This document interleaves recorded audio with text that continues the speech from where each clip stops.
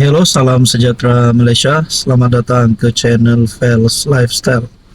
Ini satu pengakuan antara banyak case yang berlaku di Malaysia ini. Antara yang paling disebut ramai adalah case 1MDB.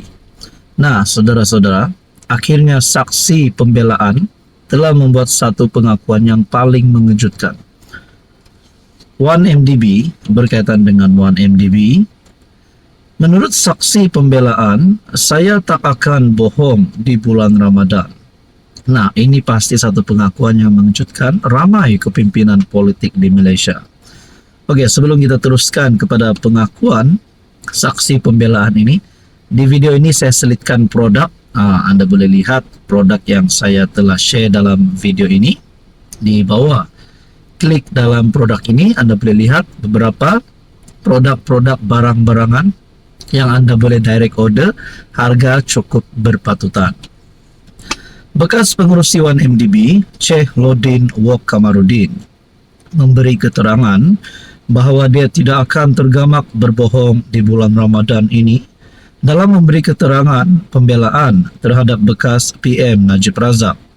Saksi pembelaan itu memberi keterangan semasa perbicaraan salah guna kuasa dan pengubahan wang haram 1MDB bernilai RM2.27 bilion hari ini terhadap Najib. Semasa pemeriksaan balas oleh Peguam Bela Utama Muhammad Syafi Abdullah, Lodin berkata, sepanjang beberapa hari lalu dia hanya berkata hal yang benar tentang Najib di Mahkamah Tinggi di Putrajaya. Saksi pembelaan itu mengulangi bahawa dia bersedia memberi keterangan hanya mengenai apa yang sebenarnya berlaku di 1MDB semasa dia menjadi pengarah dan kemudiannya pengurusi dari 2009 hingga 2016. Di sini ada dikongsikan dialog antara Syafi dan Lodin. Anda boleh lihat melalui artikel Malaysia Kini. Antara keterangan Lodin sebelum ini ialah panggilan telefon Najib kepada pengurusi 1MDB ketika itu Muhammad Baki Saleh pada September 2009 adalah semata-mata untuk memastikan lembaga itu membuat keputusan cekap mengenai cadangan 1MDB menyertai usaha sama AS1 Billion dengan Petro Saudi International Limited. Dalam artikel ini juga menyebut bekas ahli Parlimen Pekan itu juga bergantung kepada pembelaan bahawa dia telah diberi janji derma oleh Raja Arab Saudi, Raja Abdullah, semasa pertemuan mereka di Riyadh pada 2010. Berkaitan dengan ini, apa komen Anda? Hai, hello, salam sejahtera Malaysia. Selamat datang ke channel Fels Lifestyle. Terima kasih kerana terus setia dan terus bersama di dalam channel ini. Saudara-saudara, ini satu keputusan ataupun satu berita yang mengejutkan Najib Razak dan seluruh kroni dan keluarga Najib Razak. Saya telah mendapat satu maklumat daripada Malaysia Kini mengesahkan bahawa isteri kepada bekas Perdana Menteri Najib Razak, Rosmah Mansor, ke hospital kerana pening, bicara rayuan ditangguhkan. Di sini mulailah netizen akan meletakkan komen. Pada saya, pendapat saya, mungkin mulalah netizen akan berfikir, adakah Rosmah Mansor larikan diri, sengaja mengelak dan sebagainya. Tapi hakikatnya yang tahu hanya Rosmah Mansor saja.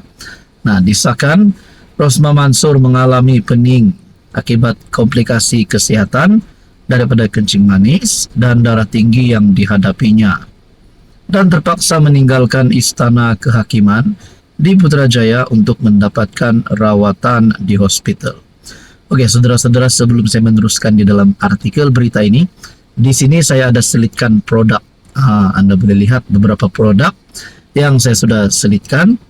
Ada produk yang sesuai untuk kanak-kanak, untuk dewasa dan semua lapisan usia. Harga sangat mampu milik dan berpatutan. Pasukan peguam isteri bekas PM Najib Razak yang dipenjarakan itu memaklumkan perkara berkenaan kepada Mahkamah Rayuan berhubung usaha untuk menangguhkan perbicaraan rayuan penarikan diri yang dijadwalkan hari ini bertarik 5 Mac. Rosmah merayu supaya Muhammad Zaini Mazlan, hakim perbicaraan hampir 3 tahun lalu yang mendapati dirinya bersalah atas 3 pertuduhan rasuah dan menjatuhkan hukuman penjara 10 tahun dan denda RM 970 juta dengan tambahan 30 tahun penjara jika gagal membayar denda dilucutkan. Persoalannya di sini, kalau Rosmah didapati bersalah, adakah hukuman penjara yang bakal dijatuhkan terhadap Rosmah adalah selama 10 tahun dan tambahan 30 tahun jika gagal membayar denda, manakala denda RM 970 juta. Walaupun sabitan dan hukuman adalah subjek rayuan utamanya yang belum selesai di mahkamah rayuan, dia juga membuat rayuan berasingan terhadap keengganan Zaini untuk mematuhi permohonannya supaya dia menarik diri daripada kes rasuahnya yang dikaitkan dengan projek tenaga hybrid solar bernilai RM 1.25 bilion untuk 369 sekolah luar bandar di Sarawak. Agak-agak apa yang akan berlaku selepas ini? Apa komen Anda? Hai, hello, salam sejahtera Malaysia. Selamat datang ke channel Fels Lifestyle. Terima kasih kerana terus setia dan terus bersama di dalam channel ini. Setelah beberapa hari ini kita mendengar berita yang menyebut nama bekas Perdana Menteri, yaitu Perdana Menteri ke-9 Ismail Sabri daripada parti UMNO. Setelah serbuan yang kita dapat dengar, yaitu serbuan sehingga RM 177 juta ditemukan. Akhirnya, perkara ini membawa kepada pertanyaan, apa yang akan berlaku kepada UMNO dan apa yang akan berlaku kepada Ismail Sabri setelah timbul isu ini. Isu Ismail Sabri sukarkan impian UMNO untuk kembali dominan. Oke, baik, sebelum kita teruskan di dalam artikel ini, di sini saya selitkan produk.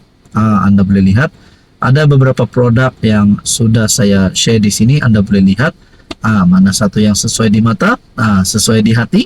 Anda boleh klik dan order macam biasa dekat Shopee. Saudara-saudara, tulisan daripada Syabuddin bertarik 4 Mac. Selain Ismail Sabri Yaakob sendiri yang sudah tentu terkesan secara langsung berikutan rampasan wang tunai dan emas berjumlah RM 177 juta yang dikaitkan dengannya, tidak terkecuali turut menerima kesannya ialah UMNO.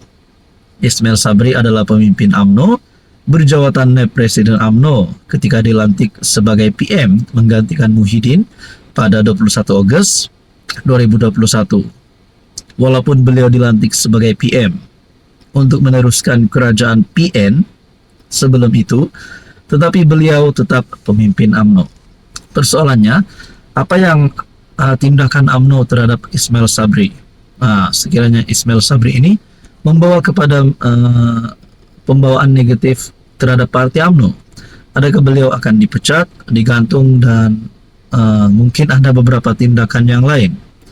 Malah, sebagai UMNO menyokong Muhyiddin sebagai PM, parti itu kekal memberi sokongan kepada Ismail Sabri sepanjang beliau memegang jawatan tersebut. Ismail Sabri sendiri tidak pernah menyatakan kerajaannya adalah kerajaan PN. Ismail Sabri malah bertanding pada PRU 15 atas tiket UMNO BN dan kekal sebagai MP UMNO BN sehingga sekarang.